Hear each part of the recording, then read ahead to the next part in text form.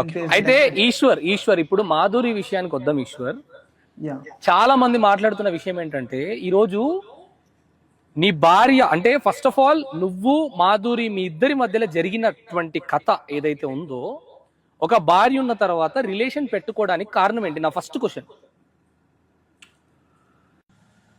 మాకు ఇంట్లో కొంచెం డిస్టర్బెన్సెస్ అయినాయి, కొంచెం ప్రెషర్ ఉంది. అటు రెస్పాన్సిబిలిటీస్ కావచ్చు, ఫ్యామిలీ ప్రెషర్స్ కావచ్చు, అటు బిజినెస్ ప్రెషర్ కావచ్చు, చాలా ప్రెషర్ ఉంటుంది. ఆ సిచ్యువేషన్లో ఒక పీస్ ఆఫ్ మైండ్ అనేది ఒక మగాడు ఖచ్చితంగా కోరుకుంటాడు. ఆ సిచ్యువేషన్ నాకు కనెక్ట్ అయింది మాదిరి. నేను అమ్మాయిని తప్పని నేను చెప్పట్లేదు. అమ్మాయి చాలా మంచి పర్సన్, చాలా గుడ్ హార్టెడ్ పర్సన్, చాలా మంచి అమ్మాయి. నేను అమ్మాయి తప్పని నేను చెప్పట్లేదు. నాకున్న ప్రెషర్కి, నాకు ఈమె చేసే కేరింగ్కి నేను చాలా అట్రాక్ట్ అయ్యాను అమ్మాయికి. నేను నా పర్సనల్ ఫీలింగ్ చెప్తున్నా, నేను చాలా బాగా అట్రాక్ట్ అయ్యాను. అదే రీజన్ అమ్మాయి రావటం, ఈమె కేర్ చేయటం నాకు నచ్చింది అనమాట.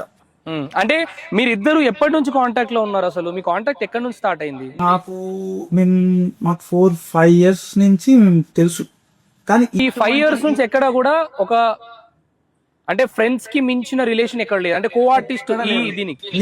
నేను గాని మాదిరి గాని మేము డైరెక్ట్ గా మేము క్లోజ్ గా నువ్వు అని మాట్లాడుకున్న రోజు కూడా లేదు. మీరు, ఈశ్వర్ గారు, మాదిరి గారు ఇవే నడుస్తాయి మా ఇద్దరు.